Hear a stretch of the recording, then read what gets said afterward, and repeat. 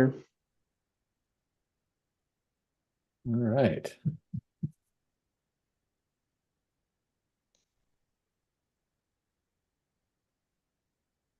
Okay, you're live. All right. Thank you, Brad. Yep. Well, welcome everyone to our January 16th, 2024 regular council meeting. I apologize for people in our community that had logged on at 7 to watch the meeting. We are starting a little bit late.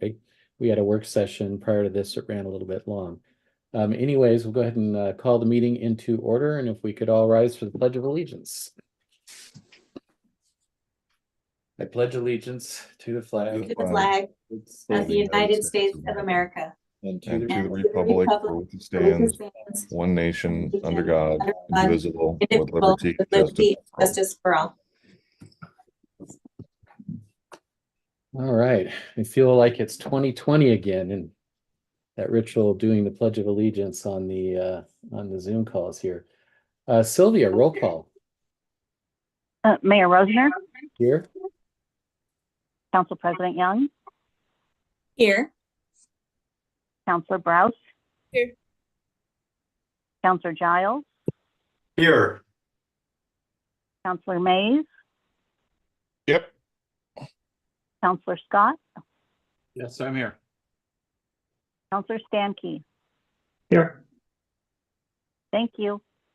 All right. Thank you, Sylvia. Next on our agenda is approval of the agenda. I make a motion to approve the agenda. Second. Councilor Browse made a motion. Councilor Young seconded that. Opposite. Or something like that. I'm sorry, the opposite. I apologize. Sylvia, we'll take care of that in the meeting minutes. Anyways, we have a motion and a second. All those in favor of approving the agenda, say aye. Aye. Aye. Or wait. Aye. Aye. All those opposed, say aye. Council passes. Thank you, Council. The next item is the consent agenda. We have 3 items tonight. A, approval of the January 2nd, 2024 City Council meeting minutes. Item B, Resolution 2024-002, adopting the budget officer for fiscal year 2024-25. And Resolution 2024-003, awarding a contract for the Sherwood Senior Center siding and window replacement project. Very excited about that. Do I have a motion? I move consent. Second. Second. Okay, Councilor Browse made the motion, and I think Council President Keith Mays seconded it. Did I get that right? Or Former Councilor. council president.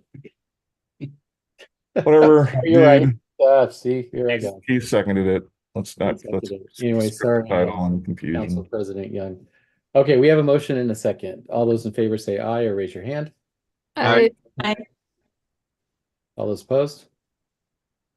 Motion passes. Thank you, Council. We have a quick agenda tonight. Next up is citizen comments. Sylvia, did we have anyone registered to give online comments tonight?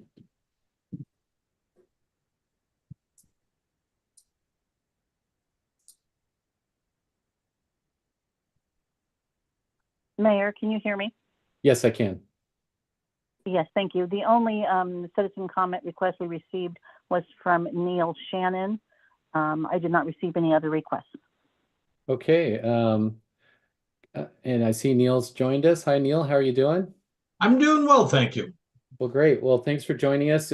You've done this before, so you know how this works. It's a chance for you to give comments, and we'll start a timer for you, 4 minutes. All right.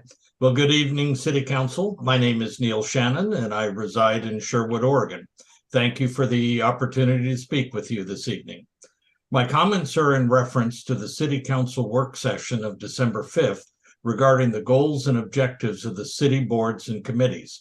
I'd like to address the goals and objectives of the Planning Commission. At that work session, Planning Commission Chair Jean Simmons asked the question regarding the tree code. She indicated that the Planning Commission, quote, would like to look at look to the council and ask, is the tree code something you see on your radar as important? It is my hope that the council responds with a resounding yes when they answer that question. Urban trees are not only beautiful and functional, but they provide physical, mental, emotional, and psychological benefits to its residents. Trees moderate temperature in the city. They lower pollution levels, as well as provide relief in often stressful city life. Children gain huge benefits from trees.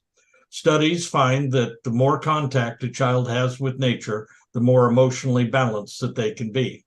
Areas with trees have lower levels of social disorder like graffiti, fewer property crimes, fewer violent crimes, and more social interaction amongst adults and children. In other words, a successful outdoor space are pivotal to the healthy social ecology of the community, and trees are a key element in creating effective outdoor spaces. Sherwood is the most desirable place to live and is growing rapidly. We are expanding to the south with over 1,000 new households under construction in the Brookman Road area and the proposed addition of another 1,300 acres in the Sherwood West Concept Plan area. It is important, made clear by citizens' comments during the creation of the recently adopted Parks Master Plan, that the retention of urban trees is a high priority. I'm extremely concerned that the urban trees that we enjoy so much and take for granted are under severe threat by this rapid development. As many of you are aware, recently adopted state requirements have changed the rules for development, including requirements that development codes be clear and objective. At the public hearing for LU 2021-23 Cedar Creek Gardens, hearings officer Joe Turner ruled that the provisions of the Sherwood Development Code 1642070D cannot be considered as they are not clear and objective. This needs to change. The city of Sherwood proclaimed April 28th, 2023 as National Arbor Day and stated that Sherwood had been a proud member of Tree City USA for the last 18 years. It is my hope that when this proclamation is presented this April, we are truly working on improving the environment that we live in. Thank you. All right. Well, thank you, Neil. I always appreciate your insights and comments when you come to council. Thanks for coming tonight. Appreciate it. All right. I think that was the only one, so we'll go ahead. We don't have a huge agenda tonight, so we'll go ahead and move on to the city manager report. Craig. I'll keep it short, Mayor, but I'd just like to first off thank Public Works crew for the work they did this last weekend. We'll be ending our 24/7 operation tomorrow morning if the weather reports are all right. I also like to thank Brad and the broadband crew for fixing an outing. We had an outage on Sunday. We were notified through Facebook, and then Councilor Young let us know about that, and they had it resolved in, I don't know, 2.5, 3 hours, something like that. So just kudos to them. And then I'd like to really thank the team last night that worked together to make this meeting happen virtual. Nothing like going back to 2020 and all that. We had to rethink some things, I think, along the way, but it all worked out. So that was Kristen and Sylvia. Tina was involved in that. Brad, they did a great job. So that's all I have tonight, Mayor. Thank you, Craig. Any questions for our city manager?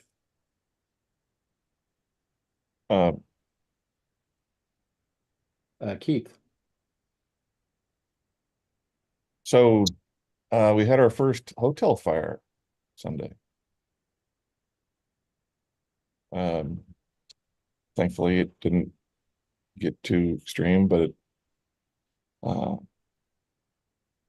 surprises in the winter. Did the winter damage, Craig, did our weather this weekend cause very much in the way of down trees like in other communities this go around?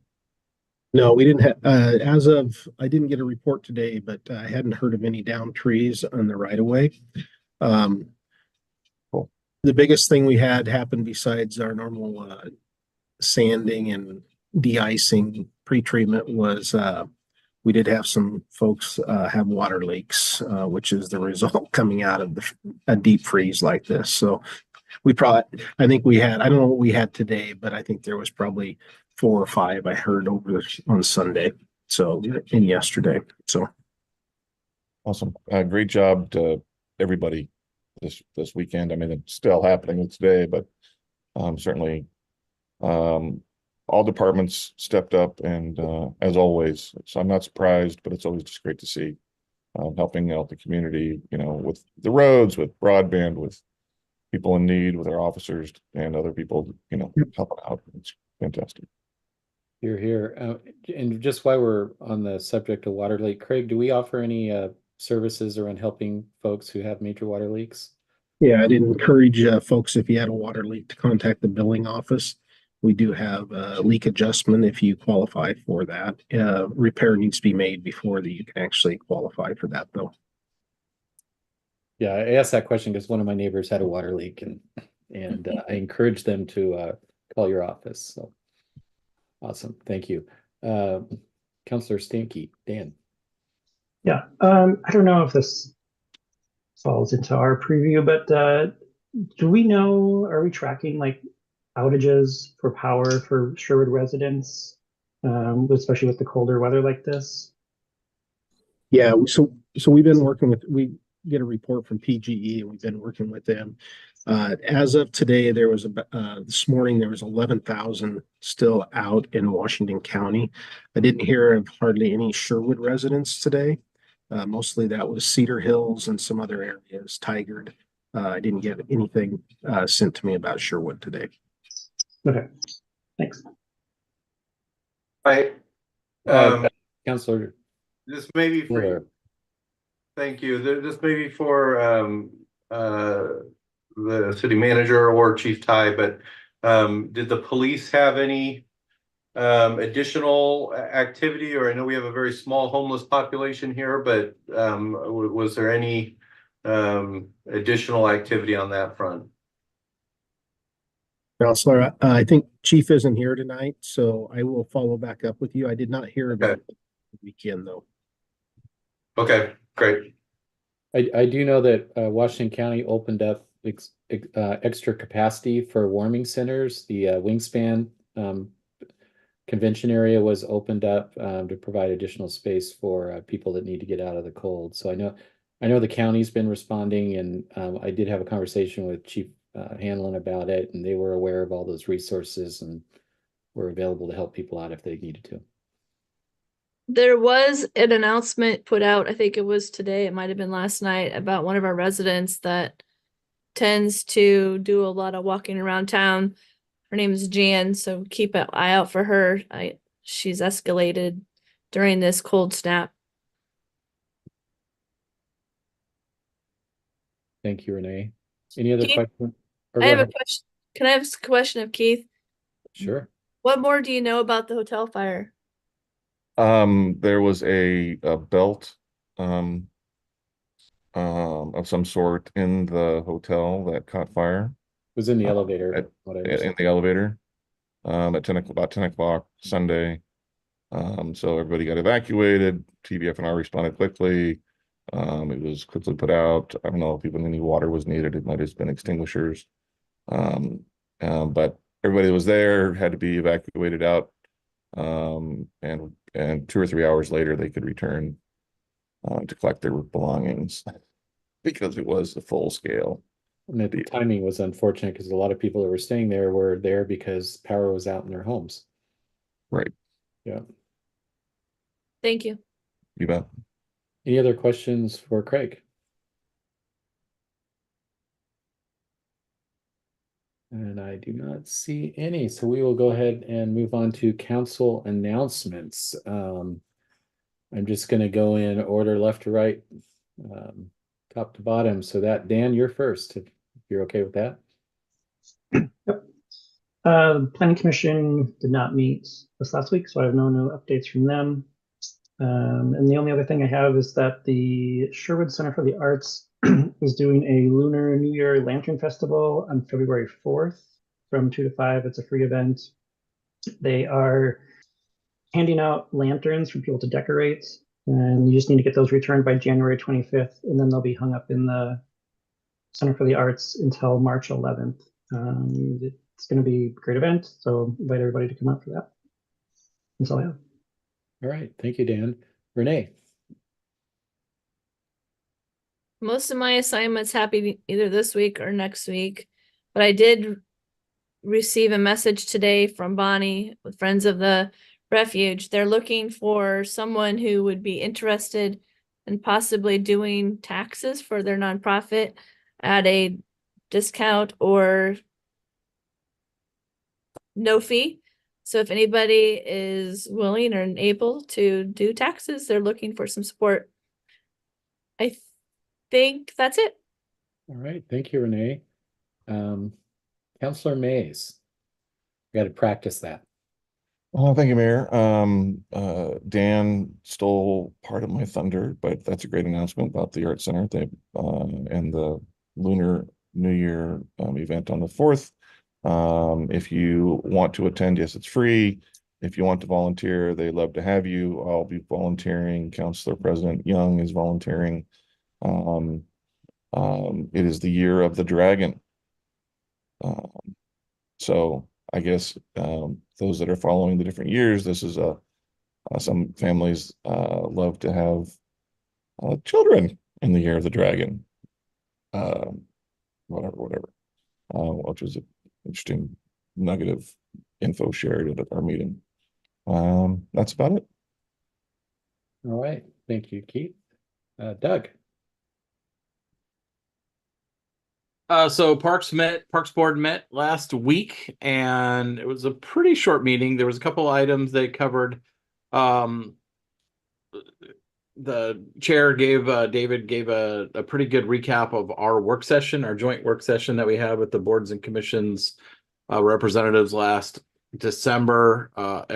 He spoke very highly of that session. I think the rest of the board was pretty pleased to hear how that went, and obviously we were all there, so we'll remember it as well. And then they kind of started looking at reviewing their priority list for the year, or the priority list of projects for the year, Parks Board projects for the year. So that was kind of a good recap of things and where their priorities are, and then kind of refresher of the current status from Kristen on the Murdoch Park Master Plan, which is probably the biggest park work we have going on right now. That's kind of in early phases still, but really rebuilding, revitalizing, revamping Murdoch Park. So that's kicking off, and I think there's some engagement with consultants now to start all the planning of that. So that was the bulk of that meeting, and meet again next month.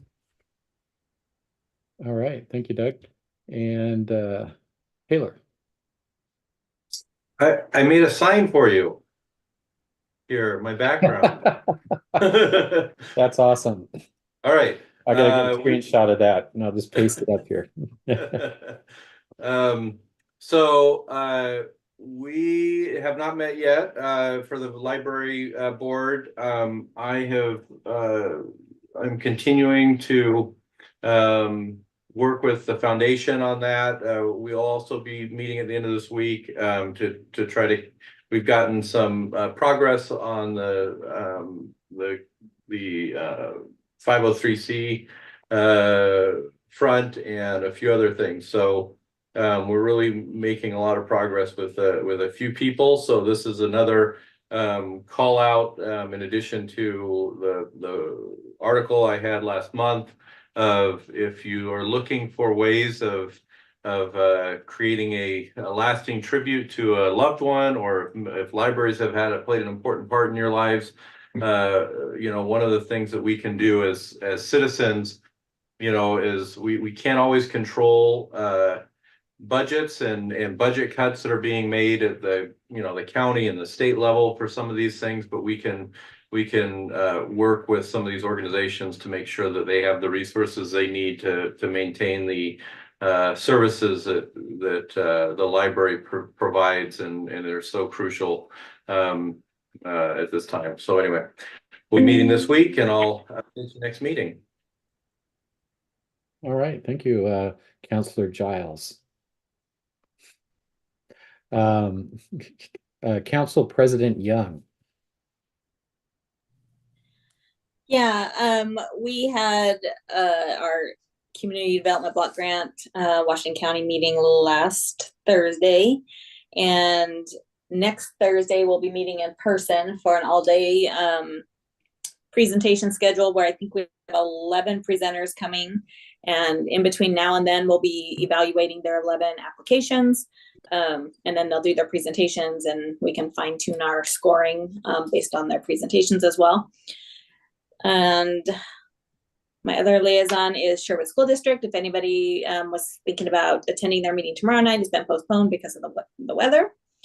And then I just am super shout out to Sherwood Broadband with the outage.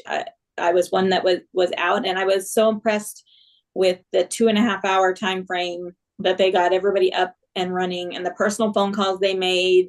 And I saw where people were saying mine was back on, and mine wasn't yet. And one call to Sherwood Broadband, and they said, try this. If yours didn't work with the reboot of the router, try unplugging the WAN cord in the back and replugging it back in, and boom, I was back online. So I was really impressed with the customer service that we're able to provide on a personal level.